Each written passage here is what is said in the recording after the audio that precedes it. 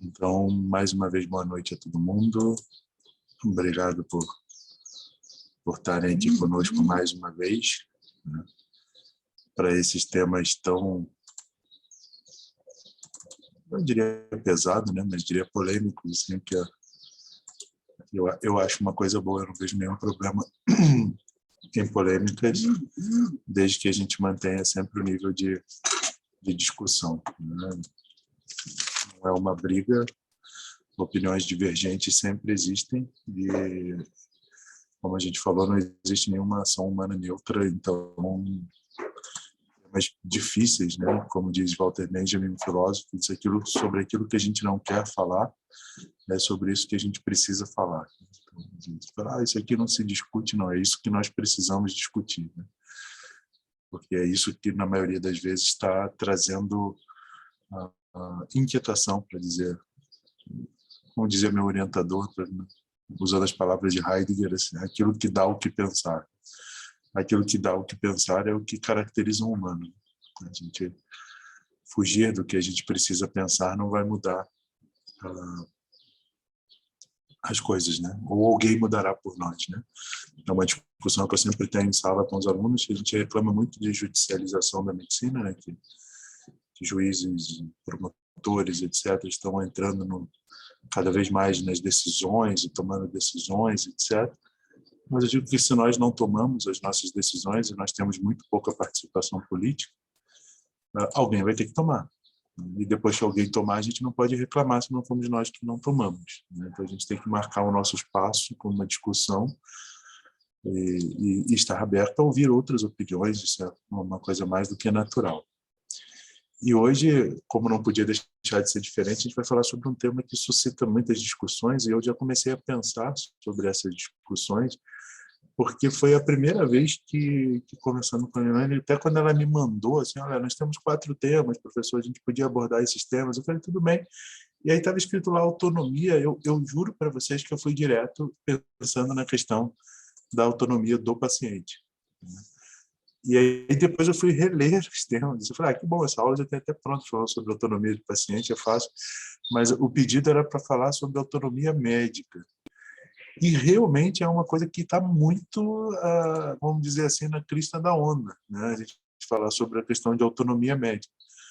E eu já acho que a reflexão ela deve começar por aí. Não era um tema absolutamente até 2, 3 anos atrás, ou, né, antes da pandemia, que a gente se preocupasse muito com a questão da autonomia. A gente tem um conceito do Conselho, não um conceito do Conselho Federal de Medicina, é um conceito bioético, que é o tema da objeção de consciência. Até então, isso era o que a gente considerava como autonomia médica. Então, por exemplo, se eu estou não é o caso do Brasil, mas eu já vivenciei isso na França, a questão do aborto, se eu sou um médico que eu não concordo com o aborto num local onde o aborto é liberado, eu posso alegar objeção de consciência para não realizar esse aborto, a não ser que eu seja o único médico naquela região, e aí esse talvez seja o grande dilema da questão da autonomia médica, né? Se eu sou o único naquela região, eu não posso alegar objeção de consciência. É difícil, às vezes, a gente fazer entender, principalmente numa sociedade voltada muito ao eu e ao individual, que a função do médico é uma função coletiva e social, né? Assim como é a do professor, assim como é a do policial, assim como as instituições que representam o Estado, o médico representa o Estado, ele não representa somente a ele mesmo. Ele pode alegar objeção de consciência desde que isso não prejudique o seu paciente. A partir do momento em que isso prejudica o seu paciente, não há mais espaço para objeção. Se eu sou o único, eu tenho que fazer. Se eu não sou, eu posso pedir a um colega que tenha condições técnicas para realizar, e aí eu faço a minha objeção de consciência sem problema nenhum. Até então, esse era o grande tema e o grande dilema relacionado a essa questão de autonomia médica, né? Assim, alegar, olha, eu não quero fazer esse procedimento, eu não posso fazer esse procedimento, e eu tenho um outro colega aqui na região que faz, e esse colega faz, né? A gente não entrava na questão de autonomia, no sentido de eu poder tomar decisões que contrariem, por exemplo, ao que está se entendendo hoje em dia, com a anuência do Conselho Federal de Medicina, que até agora não pediu escusas ou qualquer coisa sobre uma portaria em que ele emitiu nesse sentido de que o médico seria autônomo para prescrever uma medicação mesmo contra evidências científicas ou na ausência de evidências científicas de que essa medicação seria benéfica ao seu paciente. E aí você entraria num outro caminho da bioética, que são a questão de uso compassivo de medicação, né? Muita gente alegou isso a não mais, porque eu acho, na minha opinião, como estudante de bioética, eu concordo com a maioria dos bioeticistas que acham que essa questão de você prescrever uma droga sem evidências não entra na questão da autonomia médica, porque você não tem autonomia para prejudicar o seu paciente se não houver comprovação de que aquela droga é eficaz. Isso entraria numa coisa chamada uso compassivo. O que seria uso compassivo? Eu tenho uma doença em que absolutamente não há nenhum tratamento para ela, e eu tenho uma droga que mostra ser promissora em testes, mas que ainda, muitas vezes em testes in vitro, ainda não foi a fase 3 de teste, não foi testada em humanos, etc. Mas ela é tão promissora e eu absolutamente não tenho nenhum outro tipo de medida contra aquela patologia, eu lanço mão dessa droga como uso compassivo. O que também não cabe nesse momento, né? Falando diretamente sobre a questão da pandemia, primeiro porque a droga mostrava-se talvez promissora in vitro, mas mesmo com os testes iniciais nunca se mostrou eficaz em vivo. Então, isso já tinha uma fase mais avançada com essa droga e não se mostrou eficaz, especificamente da cloroquina, né? Além disso, existe a questão de que outras medidas poderiam ser tomadas na contenção da pandemia, como o uso de máscaras, como o uso do álcool em gel, como evitar aglomeração, etc. Então, não há espaço bioético para que se use compassivamente. Então, a discussão que eu imagino que tenha vindo na cabeça quando pediram sobre autonomia médica, ela é uma discussão que ela vai além do que seria um conceito de autonomia médica. Porque para alguns bioeticistas, por exemplo, não existe autonomia médica. Existe objeção, como eu falei, de consciência. Em alguns quadros eu não concordo com a eutanásia, eu não concordo com o aborto. Tudo bem, eu não vou fazer, mas existe outro colega que fará. Agora, se não existir outro colega, não tem essa história de objeção de consciência. Você terá que fazer como representante do Estado. E muito menos nós estamos de frente à questão de uso compassivo de medicação nessa grande discussão que surgiu no nosso país com relação à autonomia médica. Falar em autonomia no Brasil é até uma coisa bastante complexa, né? Assim, autonomia de quê, né?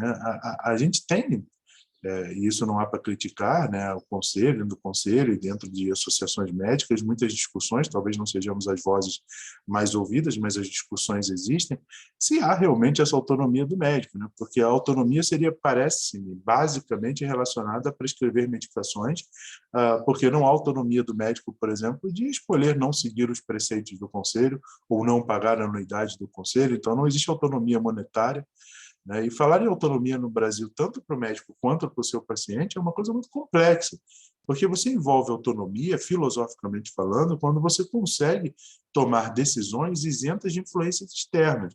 Então, eu vou falar de autonomia, por exemplo, do paciente no Brasil. O paciente tem todo o direito de preservar a sua autonomia e de escolher o médico que ele vai atender. É lindo isso, maravilhoso, mas eu já fui médico do navio Hospital da Marinha na Amazônia e o paciente não tinha nem condição de ter um médico. Quando eu passava lá com o navio, ele dava graças a Deus, que dirá autonomia para escolher o seu médico. E vice-versa, né? Eu tenho obsessão de consciência. Não tenho, porque eu estou lá no meio da Amazônia, se chegou um paciente, eu tenho que atendê-lo, independente de qualquer coisa que eu esteja fazendo. Então, assim, essa discussão de autonomia, esse preceito bioético de autonomia, que novamente a gente volta naquela questão bioeticista dos quatro grandes pilares da bioética principialista, ou seja, que tem princípios, né? Que seria a autonomia, não maleficência, beneficência e justiça. Isso é muito de pesquisa e muito pensamento anglo-saxão, né? A questão da valorização extrema da autonomia médica. A gente adapta isso, como muitas coisas adaptamos do mundo anglo-saxão, mas a gente tem que conhecer a nossa realidade. Bom, feito esse preâmbulo, então, depois da minha própria surpresa em entender que não era sobre a autonomia do paciente, eu achei ótimo que não fosse, né, porque a gente está com uma discussão, como eu disse, bastante atual no nosso país. Então, a priori, gente, defender a autonomia do médico não significa absolutamente que nós estamos dando aval para esse médico, para esse profissional, eu digo médico, né? Eu peço desculpas novamente pelo vício da linguagem, às vezes pode ter colegas que não são da área médica especificamente, mas é um vício de linguagem, um vício horrível que nós médicos carregamos, né? De nos referir muitas vezes ao sistema de saúde como único e exclusivamente a nós mesmos, né? Mas os profissionais da saúde, ter autonomia não significa a priori que ele possa agir como ele bem entende, né? Receitando, por exemplo, remédios inúteis. Isso não é um conceito de autonomia.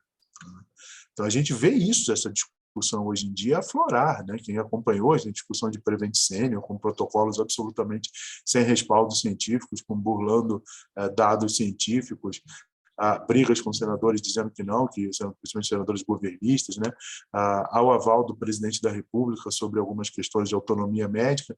E quem deveria balizar tudo isso, que é o Conselho Federal de Medicina, parece muito mais imiscuído com políticas e interesses outros que não do paciente, que sempre deveria ser o interesse em primeiro lugar. Então, essa discussão ela é extremamente atual e necessária. Claro que a gente entende que ter um certo grau de autonomia é imprescindível para o médico tomar decisões, principalmente, por exemplo, em emergências, né, quando há risco de morte para o paciente. Nas situações, muitas vezes, que o próprio paciente está inconsciente ou não pode dar o seu aval, não pode dar o seu consentimento livre e esclarecido. Ou seja, quando há uma incapacidade do paciente decidir, o médico pode exercer a sua autonomia. Eu tomei a decisão nesse momento porque o meu paciente estava em coma, meu paciente sofreu um acidente e eu tinha que tomar essa decisão. Por exemplo, o paciente chega à sua emergência em choque hipoglicêmico, perdendo sangue, numa fratura, num acidente, em coma. Você não tem nada de dados de histórico desse paciente, você transfunde esse paciente, depois se descobre que esse paciente era testemunha de Jeová e jamais gostaria de ter sido transfundido. Bom, você tem a sua autonomia, porque o paciente estava em choque, estava morrendo, não há como conversar com ele, você não tinha como ter o aval, ele estava incapaz de decidir, você tomou a decisão.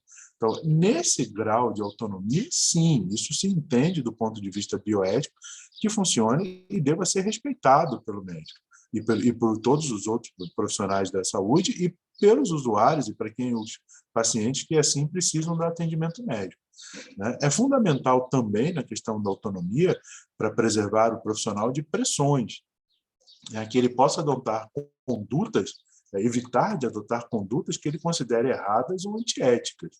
Tá? Sejam de onde venha a pressão para adotar essa conduta, por exemplo, dos hospitais, dos planos de saúde, de autoridades governamentais, do próprio paciente, dos seus familiares, né? Às vezes a gente vê muito isso em consultório, a família chegando, mas eu vi no Fantástico, na segunda-feira é o dia de você ter medicações novas sendo demandadas ou tratamentos novos sendo demandados no consultório, né? Porque eu vi no Fantástico ontem que isso existe, então eu quero fazer isso, eu quero uma ressonância, eu quero uma tomografia, eu quero fazer... Essas pressões, elas existem de todos os lados. Está claro isso agora nessa questão da Prevent Senior. Há uma pressão sobre o médico para que prescreva, para que adote determinados protocolos em que não há embasamento e o médico tem que ter uma autonomia para dizer não para isso. Inclusive, eu não sei se vocês sabem, mas no Código de Ética Médica, por exemplo, diz, mas esses colegas não podem alegar essa autonomia e deixar de prescrever aquilo que o plano de saúde estava mandando eles prescreverem, porque senão ele ia ser demitido. Se você demite um médico, está no Código de Ética Médica. Se um médico é demitido ou afastado de suas funções por preservar a sua autonomia, principalmente contra atitudes de diretores de hospital, planos de saúde, empresas farmacêuticas, e você consegue provar que esse médico está correto na decisão que ele tomou, o colega que assumir o lugar desse médico que foi demitido, ele sofrerá sanções graves do CFM, porque ele assumiu um local de alguém que foi demitido por preservar a sua autonomia. Vocês imaginam que no código está escrito, né? Vamos dizer assim, no papel, né? O papel aceita tudo, é muito bonito, é difícil às vezes a gente conseguir colocar isso na prática. mas para vocês terem uma ideia de que há uma reflexão sobre essa questão de preservar o médico dessas pressões, que ele tenha um certo grau de autonomia relacionado às pressões que envolvem o seu dia a dia. E não são poucas, né? Em breve vocês estarão clinicando e vão ver que não são poucas. Mas essa autonomia, então, eu volto a conversar, né, e deixar isso bem claro, em caixa alta mesmo, essa autonomia não existe, essa autonomia médica, para justificar qualquer conduta. Tá? E, principalmente, não dá direito de omitir informações ou de deturpar informações. Isso não é autonomia. Isso é má prática médica. Né? Isso é passível de punição. O problema é que, ao contrário do que nós gostamos de dizer no Brasil, que a gente quer alguma coisa sem ideologia, todas as nossas ações são ideológicas. Inclusive, o CFM tomou partido, né, e disse que tudo bem, que era uma autonomia do médico prescrever. Mas, do ponto de vista bioeticista, não há autonomia que justifique qualquer conduta sem embasamento e não dá o direito de omitir informações ou deturpá-las. Isso ficou claro na questão do nosso momento com a Covid-19. Né? O tratamento precoce, né, bem entre aspas, é o que desencadeou o interesse pelo tema.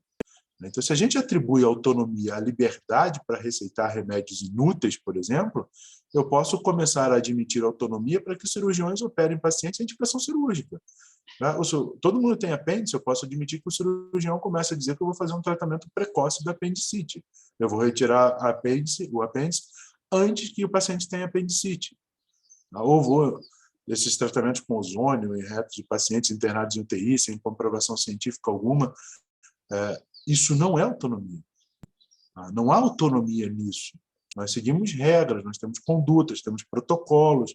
A nossa autonomia, ela é, novamente, de objeção de consciência em determinadas situações, de não sofrer pressão em relação a determinados grupos de direção, de médico, do próprio CFM, de farmacêuticos. Isso é a autonomia que nós temos. O que prescrever sem indicação, cirurgia sem indicação, tratamentos não comprovados, isso não é autonomia médica. Tá? Isso é má prática. São duas coisas totalmente distintas. Tá? Então, essa questão de empregar o kit, que o CFM, inclusive, defendeu, né, como uma defesa canina, e aqui não é um pejorativo, é uma defesa ferrenha, né? Ele tentou, como ele percebe que se isso provocasse forte oposição da academia, daquilo que é baseado em condutas de ciência, medicina baseada em evidências científicas, de especialistas respeitados, isso poderia criar, então, como má prática médica, uma série de processos, como já estão ocorrendo em alguns locais do mundo. Eu não sei se vocês têm acompanhado quem iniciou essa questão da cloroquina, o professor Didier Roux, do Instituto Hospitalar de Marseille. Didier Roux, ele acabou de ser punido pela Ordem dos Médicos da França. Ele acabou de ser admoestado, é a segunda advertência, ele pode vir a perder a licença para a prática médica se tiver uma terceira advertência, exatamente pela prescrição de drogas de não comprovação. Então, isso, todo mundo sabia que isso poderia acontecer a partir do momento que você indica um tratamento que não existe. Né? Indica para seres humanos, para EMA, para quem você quiser, mas aquilo não é um tratamento que tenha comprovação científica. Então, poderia dar margem a processos como estão ocorrendo em outros países do mundo. Então, para evitar esse tipo de problema, o CFM lançou essa questão de que a prescrição dessas medicações está dentro do manto da autonomia médica. Mas isso não está, do ponto de vista bioético, da discussão bioética, abarcado pela autonomia. Novamente, autonomia, sim, objeção de consciência, eu não vou prejudicar meus pacientes, eu não posso sofrer pressão. Prescrever tratamentos fora do âmbito científico de medicina baseada em evidência, sem a autorização eticista de uso compassivo, é má prática médica, não é autonomia. A gente precisa dar nomes aos bois. Bom, eu falei que o tema hoje era pesado, né? Mas de onde vem essa história de autonomia? Então, vamos abrandar um pouco a nossa discussão, porque senão a gente vai ficar discutindo bastante. Da onde vêm os conceitos de autonomia? principalmente a questão da autonomia, tanto para médico quanto para paciente, ela vem da bioética principialista, então, que é a bioética do Instituto Kennedy dos Estados Unidos, foram os primeiros a trabalharem dessa forma de princípios, né? Eu não botei o princípio da não maleficência aqui, porque há uma discussão bioética muito grande que beneficência, ou seja, está sempre buscando o benefício do seu paciente, implica que você não vai fazer mal para o seu paciente, né?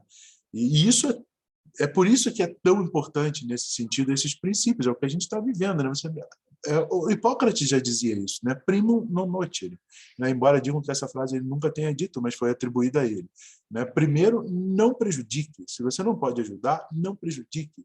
Então, se você não pode ajudar o paciente, você não tem confirmação de que aquilo é uma ajuda para o paciente, não faça algo que pode prejudicá-lo.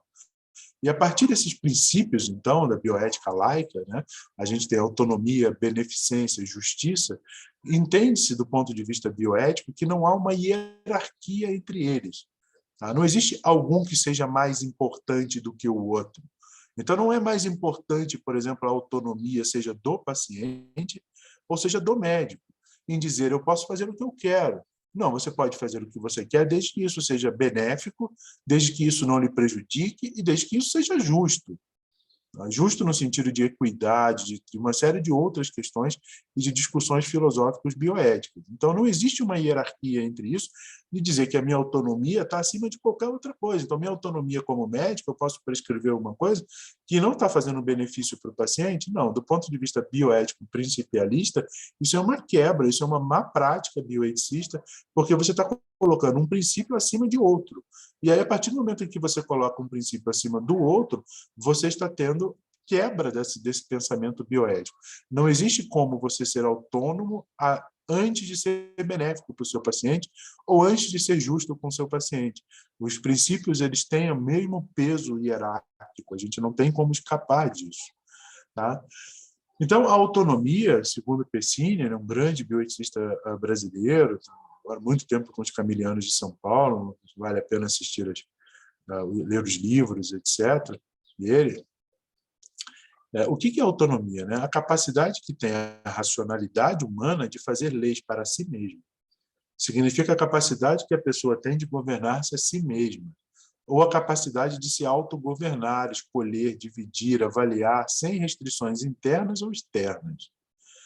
Isso aqui, esse princípio da autonomia, ele tem uma importância grande, principalmente nessa questão de escolher, dividir, avaliar. Onde a gente usa muito isso? Usa muito isso no paciente oncológico, por exemplo. A família muitas vezes chega e diz assim, eu não quero que conte para o meu pai o que ele tem, ou para minha mãe, ou para o meu irmão, para o meu tio, para o meu marido, filho, seja quem for. Tá? Se for um filho que tenha condições de tomar decisões por si mesmo, né?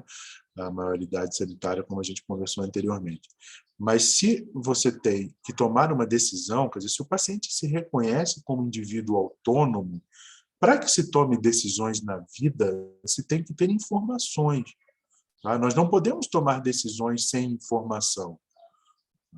Então, assim, sempre eu converso com os pacientes e digo para eles, para essa família, digo, ponha-se no lugar do paciente.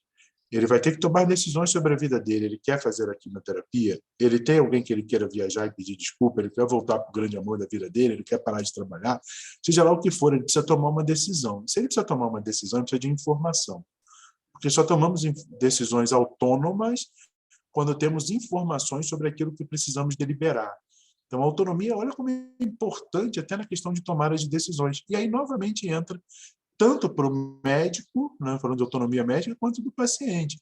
Eu posso prescrever uma medicação sem dar as informações a esse paciente, deturpando informações científicas, escondendo resultados científicos, apostando numa crença mística de que aquela medicação vai funcionar.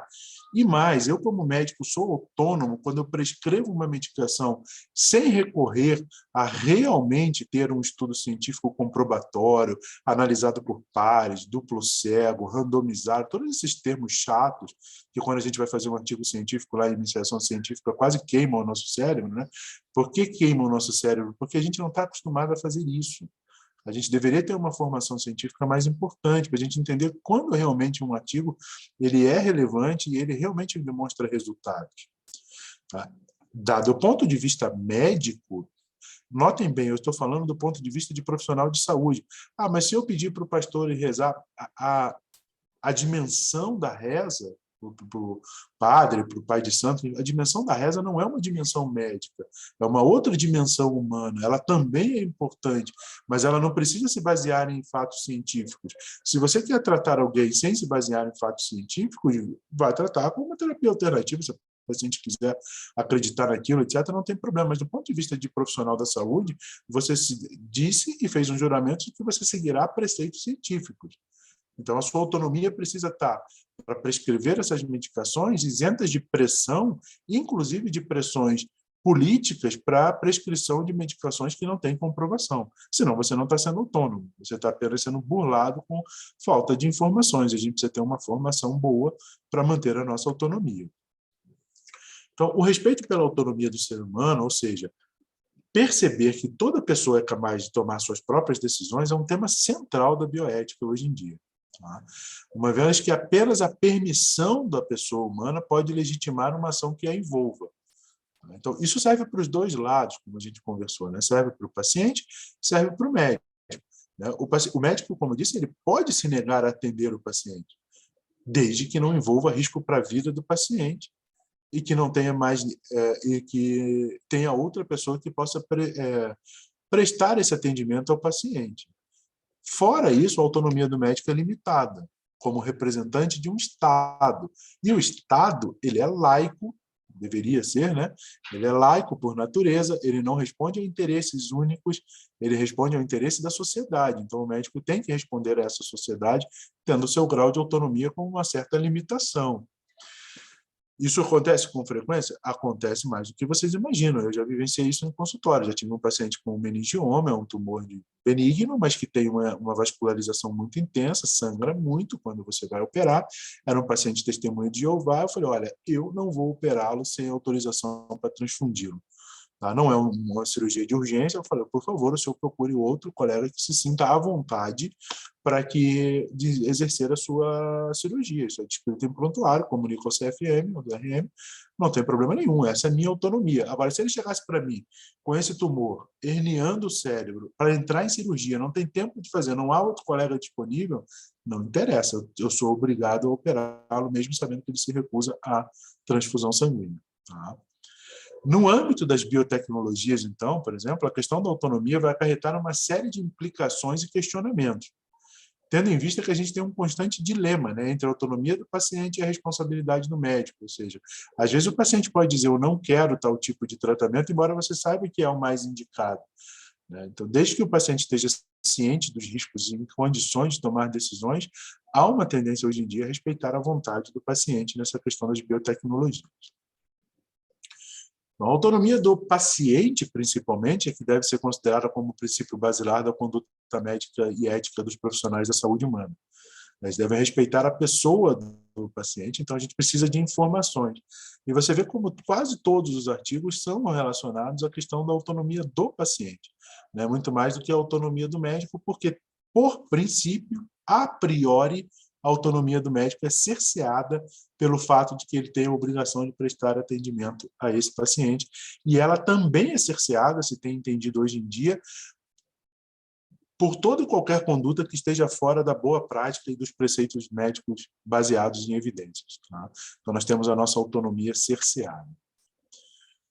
Então, as condutas dos profissionais da área de saúde, elas têm de ser pautadas em princípios humanitários e solidárias com os interesses e liberdades dos usuários dos serviços de saúde. A autonomia do médico não pode, não deve, não tem como suplantar esses princípios. Ou seja, eu não posso fazer tudo o que eu quero da minha cabeça. Eu tenho um colega, um ex-professor, que sempre dizia uma frase que eu lembro, que dizia assim, olha, existem 3 tipos de médicos. 2 você pode confiar e o 1 não. Você pode confiar naquele que é capaz, óbvio. Você pode confiar naquele que é incapaz e sabe que é incapaz e vai te pedir para ir alguém que vai fazer bem feito o trabalho. Agora, você não pode confiar naquele que acha que é capaz de tudo. Esse você está perdido. Aquele que acha que tem autonomia e liberdade suficiente para ser capaz de tudo, esse é o problema. E para a gente entender um pouco melhor essa questão desses conceitos, né, que juntos com a autonomia, como eu disse para vocês, não há aqui nenhum tipo de hierarquia entre esses princípios, nós temos alguns outros princípios bioéticos, como a beneficência, né, que apresenta 3 características essenciais. Primeiro, uma disposição emocional que todo homem deveria ter para tentar fazer o bem aos seus semelhantes. Uma virtude intrínseca do humano e a disposição para agir de maneira correta. Ou seja, está imbricado na questão da não maleficência. Então, se eu não sei, né, primo non nocere, se eu não sei se isso vai ajudar o meu paciente, eu não vou prejudicá-lo.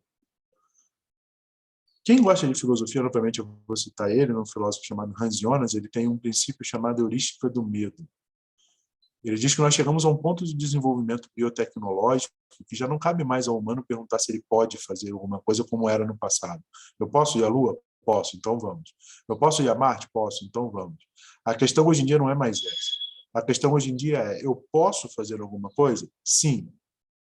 Segunda questão, eu devo fazer isso? Quais as implicações dos meus atos quando eu tomar a decisão de colocar isso em prática? Para a natureza, para o tipo de mundo que nós vamos deixar para o futuro, para mexer com outras espécies e para passar por cima da autonomia do nosso paciente e do outro ser humano. Então, existe possibilidade do médico, do ponto de vista autônomo, fazer algo que está fora do âmbito científico, que pode vir a prejudicar o seu paciente, que pode atrapalhar o desenvolvimento desse paciente, essa possibilidade é má prática, porque nós ferimos tanto o princípio da autonomia do paciente, quanto ferimos o princípio da beneficência, e a autonomia do médico não permite que isso seja ferido. Então, esse princípio da beneficência, ele tende a maximizar o bem e reduzir o mal. Então, em se tratando de bioética médica, esse princípio estabelece que o profissional da saúde ele tem o dever de se comprometer a avaliar todos os riscos e benefícios potenciais. Toda ação médica, toda ação de saúde, gente, não, eu tinha um professor que dizia isso é uma coisa que eu levo para mim na minha vida. Todos os meus alunos já ouviram falar isso. Medicina não é matemática. Ou, como dizia Voltaire, dans la médecine comme dans l'amour, ni jamais, ni toujours. Vocês já ouviram isso? Nem sempre, nem nunca. A gente tem que ponderar tudo em medicina, risco e benefício. Enquanto eu acho que o benefício que eu estou fazendo é maior do que o risco que eu estou correndo, eu posso tentar fazer isso. Agora, se eu não tenho certeza nenhuma que vai haver um benefício, e tenho certeza absoluta de que isso que eu estou fazendo pode trazer malefícios, não há justificativa bioética para que se faça isso, não há autonomia médica que se coloque nesse sentido. Então, a gente tem que avaliar riscos e benefícios potenciais, sejam individuais ou coletivos, e sempre perseguir o máximo de benefício, reduzindo danos e riscos. Isso é um princípio de beneficência. E o nosso último princípio da justiça, no campo da bioética médica, o princípio da justiça se remete à igualdade, à liberdade e equilíbrio nas relações humanas. A gente tem que garantir uma distribuição justa, equitativa, universal dos benefícios dos serviços de saúde, para todos aqueles que precisem do serviço de saúde.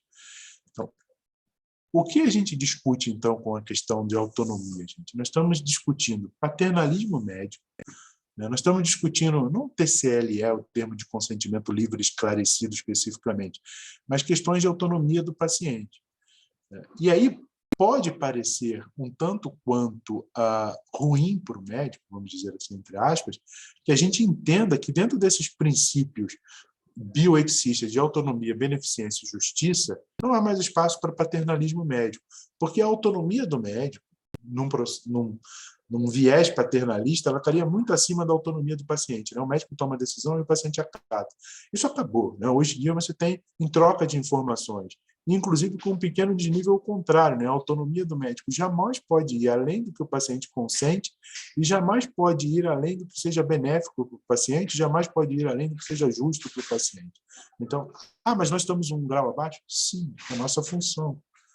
A nossa função enquanto profissionais da saúde, quando a gente tomou essa decisão, quando a gente entrou na faculdade, para vocês ainda não juraram, mas vão jurar depois, né? A minha vida é colocada em disposição do outro. Então, obviamente, eu parto de um nível mais baixo na questão de princípios bioéticos e autônomos. E aqui baixo não é alguma coisa ruim, é no sentido de que eu estou me colocando para ele. Então, isso tem que estar muito claro na nossa discussão bioética e na maneira como nós lidamos com a nossa profissão no dia a dia. Então, com o advento da bioética e o seu posterior desenvolvimento, As relações entre a comunidade médico-científica e a sociedade têm inúmeras alterações. A partir da segunda metade do século XX, a gente tem uma profunda modificação na relação entre os profissionais da área da saúde e dos pacientes. E essa modificação do viés paternalista para o da autonomia. A tradição hipocrática do médico todo-poderoso e autônomo ele já não cabe mais aqui na sociedade contemporânea. Não que não tenham outros princípios hipocráticos, como o primo non nocere, importantes, mas a questão do médico todo-poderoso não é mais a função como nós olhamos a nossa relação médico-paciente e a nossa relação com os profissionais, de outros profissionais e com nossos pacientes e beneficiários. Então, o atual debate bioético ele nos revela principalmente a necessidade de que a gente tenha uma nova abordagem na ética médica, diferente da abordagem tradicional, né, que era aquela marcada pela essa autoridade absoluta, essa autonomia absoluta e incontestável do profissional da saúde. Não há mais espaço, para resumir tudo que a gente falou, não há mais espaço para condutas não embasadas e que não visam o bem do paciente e que não tenham respaldo científico e que vão além daquilo que nós chamamos de objeção de consciência ou além daquilo que nós chamamos de uso compassivo de medicação. A autonomia não é uma carta branca para que a gente possa fazer o que quiser, não do ponto de vista médico. Na verdade, nem do ponto de vista humano, né? Ninguém pode fazer o que quiser, nós vivemos em sociedade, né? Essas são as nossas referências de hoje e como a Nelane tinha me pedido, e eu acho muito justo, eu acho bem legal que a gente tinha conversado, ela me pediu, sugira, professor, algumas coisas para a gente ver e ler no final. Eu vou sugerir para vocês o seguinte, quem tiver interesse em bioética, entra no site, no Portal Médico, tá? Que é o site do CFM, e muitos livros de bioética editados pelo esse convênio que o CFM tem com a Universidade do Porto, que é um convênio com a ONU, na verdade, para a formação de bioeticistas, que eu falei para vocês. Muitos dos livros dos professores, de quem dá aula, e mesmo de trabalhos de alguns alunos, são editados pelo CFM e são distribuídos de graça. Tá?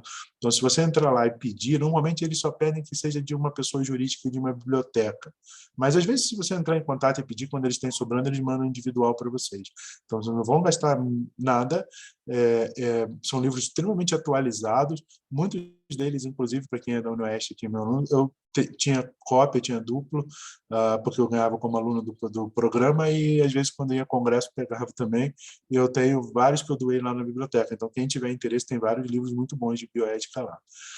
Bom, gente, eu espero que tenha ficado claro, então, essa questão da autonomia e entender que a nossa autonomia como profissional da saúde, ela é uma autonomia um pouquinho manca, né? A gente tem limites de onde a gente pode atuar, não é só o que fazer o que dá na nossa cabeça, não. Tá? Espero que tenha sido interessante para vocês. Se alguém tiver algum questionamento ou queira fazer algum comentário, eu estou à disposição. E é um assunto pesado, né? A gente tem que parar para assimilar ainda um pouquinho tudo que, né? Não é fácil. A gente está em umas discussões assim, mas tem coisas boas acontecendo também. Não sei se vocês viram hoje a Pfizer e a AstraZeneca anunciaram que quem tomou a terceira dose delas é eficaz contra a variante nova do Omicron. Acabou de anunciar agora à tarde um resultado de uma pesquisa científica embasada. Então, tem eficácia, tá? Diminui os riscos para óbito, diminui a transmissão, tudo isso. Tá? Tudo bem, gente? Então, todo mundo vai ficar pensando? Tem perguntinhas no chat, deixa eu dar uma olhadinha. Não, acho que não, porque aparece para mim. Não? Então é que eu estou pelo celular. Não, mas foi uma aula muito boa, professor. Achei Obrigado, muito legal. Obrigado. É um tema que deixa a gente reflexivo, né? Principalmente que daqui a um tempo a gente vai ingressar no mercado de trabalho e vai vivenciar essa realidade, né?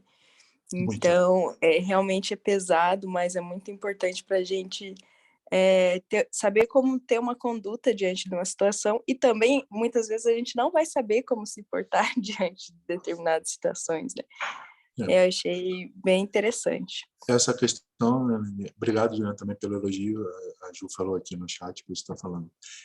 Essa questão de você não saber o que fazer, é por isso essas decisões se tornaram tão complexas e a gente já não tem mais aquela imagem do médico todo-poderoso, né, que o CFM, eu não me furtei a criticá-lo profundamente aqui, mas quando ele acerta, a gente também tem que dizer que acertou, isso é normal. Né? Por exemplo, esse programa de formação de bioeticista, a gente precisa entender que isso é porque o CFM já tomou consciência, e eu acho que muitos colegas médicos, que as decisões bioéticas envolvendo biotecnologias, envolvendo decisões no limite da formação filosófica mesmo, não dá mais para esperar que um médico tenha condições sozinho de tomar uma decisão dessa.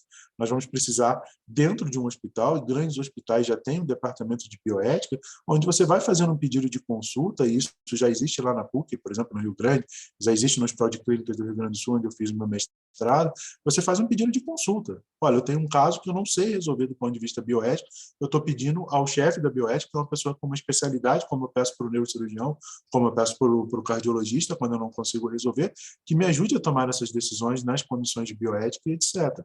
Porque essas decisões vão estar cada vez mais no limite, né? E a gente não tem mais como ter ideia, e aí essa é uma das críticas que a gente fez, obrigado, Lucas, obrigado, Gabriel, de que o médico ele não é o senhor da verdade. Né? Então, assim, não há problema nenhum em ele dizer, olha, eu não tenho formação suficiente, até porque nós não temos, isso é uma crítica que eu faço muito à nossa formação, né? A gente não tem formação humana, como a gente falou da outra vez, a formação humana que eu digo é em filosofia, sociologia, antropologia, e essas decisões envolvem basicamente isso, né? Você ter essa formação. A gente tem formação muito técnica, né? Existem trabalhos sobre isso, porque eu não vou me lembrar o nome de quem, tem um muito bonito, falando que o aluno de medicina é o aluno que mais lê durante a graduação, em quantidade de folhas e livros. Mas só tem um problema, ele só lê medicina. Absolutamente não lê nada que não seja medicina. Então, ele não sabe, por exemplo, o que é uma justiça equitativa, distributiva, o que está se discutindo sobre isso do ponto de vista judicial, legal, o que é uma renda mínima, como que a gente já está numa fase no planeta, em alguns países desenvolvidos, que a gente já não procura mais uma sociedade de pleno emprego. Isso é uma visão capitalista antiga. A gente, hoje em dia, procura uma sociedade de plena ocupação, reduzindo carga horária, as máquinas estão tomando local, não vai ter trabalho para todo mundo, devemos discutir uma renda mínima, manutenção mínima de benefícios sociais. Isso, a discussão vai muito além, a gente está fechado ainda em decorar escalas de livro médio, que são extremamente importantes, é a nossa profissão. Não haveria problema se a gente ficasse só nisso, desde que a gente tivesse consciência de que nós não podemos tomar outras decisões. Mas o problema do médico é que ele ainda carrega com ele o resquício, e aqui eu estou falando do médico mesmo, tá? Não é do profissional da saúde, ele ainda carrega com ele, muito dentro dele, o resquício de que ele é o ser todo-poderoso. Tá? E aí vai entrar em discussões desse nível de profundidade sem nenhum tipo de embasamento. Né? Assim, é muito mais fácil discutir isso, por exemplo, com vocês, que quem está entrando na faculdade, que ainda vem no segundo grau, onde teve aula de filosofia, onde teve um monte de coisa, do que quando você pega um aluno, por exemplo, do sexto ano, que deveria ser completamente oposto. Né? O aluno do sexto ano está vivenciando isso, mas ele mergulhou dentro de um mundo e ele não olha mais lá fora da bolha dele. Né? Então, a gente precisa entender que nós não somos mais donos da verdade e que a gente precisa discutir. Né? E que a gente está na iminência de tomar as decisões para definir não só o que a gente quer com o nosso paciente, guardar as devidas proporções, mas o que a gente quer como espécime mesmo, né? Para onde a gente vai levar o nosso mundo, né? Qual é a direção que nós vamos caminhar. Nós vamos aceitar, por exemplo, que empresas de cuidados médicos de saúde, como a Prevent, eu vou citar o nome porque isso está citado lá em autos da CPI, nós vamos aceitar que essas empresas definam o que nós temos que prescrever e que tipo de protocolos nós temos que fazer? Nesse caso, nós não temos autonomia para um Conselho Federal autônomo que pesquise e possa fazer um guia, né, um guideline para os médicos, que isso aqui não é correto. Né? Quais são os interesses que estão por detrás disso? Né? Quem responde por esses interesses? Então, a gente precisa estar atento a tudo isso. É difícil estar atento a tudo isso? Imagina aí, foi um prazer. Claro que é difícil, né? Mas se fosse fácil, não era humano. Né? Tudo que é fácil não é humano. Né? Professor, isso me lembrou uma situação que eu vivenciei e que, depois de vivenciar, eu fiquei refletindo e até me senti muito mal. Estava estudando a disciplina de semiologia, como se fazer uma anamnese, e eu estava bastante dedicada à parte do estudo desse assunto, né? E eu tive a oportunidade de conversar com o paciente e fazer uma simulação de uma anamnese acompanhada de um profissional.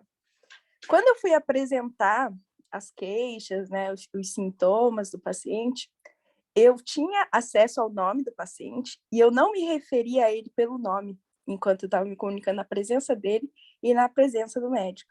Eu me referi como paciente e, na sequência, o médico já chamou a paciente pelo nome e deu sequência, e naquilo me deu um start que eu pensei, nossa, como eu fui negligente da minha parte de não humanizar a pessoa que estava na minha presença, né? Eu fiquei tão focada na questão técnica, na questão acadêmica do meu desempenho, e esqueci que eu estava na presença de um ser humano complexo, que chegou com um problema, né? Buscando uma solução, uma ajuda, e eu minimizei ao tratá-lo como apenas um paciente, né? E eu fiquei com aquilo na cabeça, fiquei digerindo essa situação.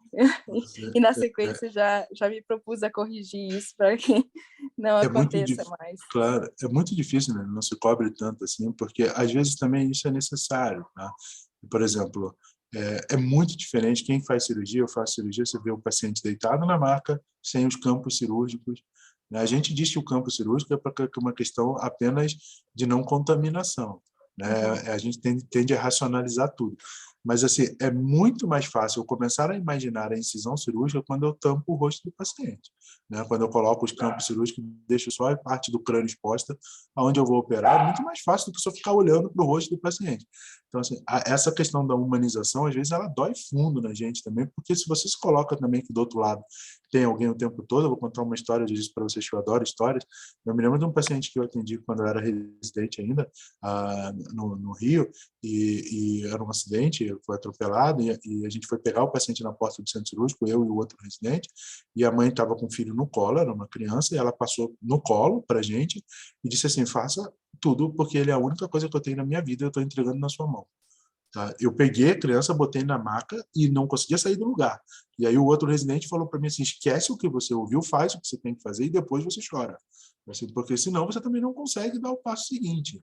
Assim, é muito difícil isso. Mas não tenha dúvida, assim, a gente é treinado para um pouquinho...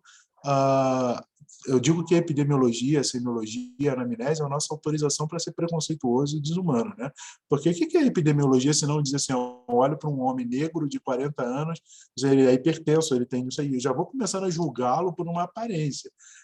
A gente entende que a nossa forma de raciocinar do ponto de vista racional, ela precisa disso, porque senão também eu não vou conseguir me focar no que eu preciso fazer, né? Mas só o fato de você questionar isso depois já diz que você tem consciência e que isso às vezes vai passar, mas se você depois tem a consciência disso, que não vai fazer isso por virar uma coisa tão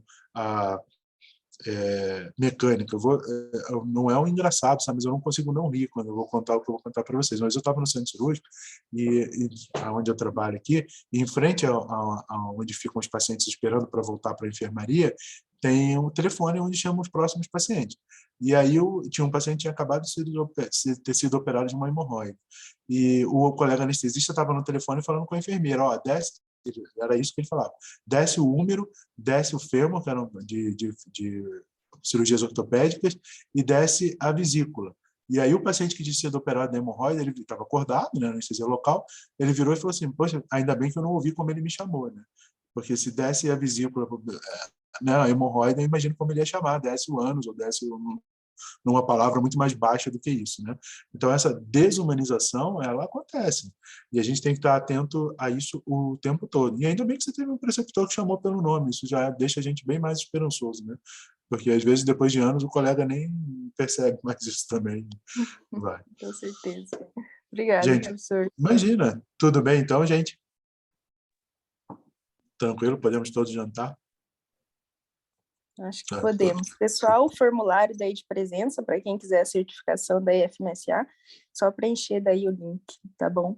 E obrigado a todos aí também por participar. Eu olhei ali, nós mantivemos na faixa ali de 50 pessoas, e eu espero que a gente mantenha esse povo aí junto com a gente. Eu também espero, porque o último Congresso Paranaense de Bioética, por exemplo, que a gente foi, tinha palestras que a gente tinha 10 pessoas, 15 pessoas, Nossa. então ter 50 aqui é realmente fantástico. Espero que vocês continuem seguindo por esse caminho, né? Então, obrigado mais uma vez, e aí a gente vai combinar, tá, né, para o próximo, quando a gente vai poder fazer, e aí a gente avisa todo mundo. Gente, boa noite, cuidem-se, obrigado pela atenção, até a próxima. Prof, um abraço para você, Sara. Tchau. Né? Obrigado. Boa noite. Tchau.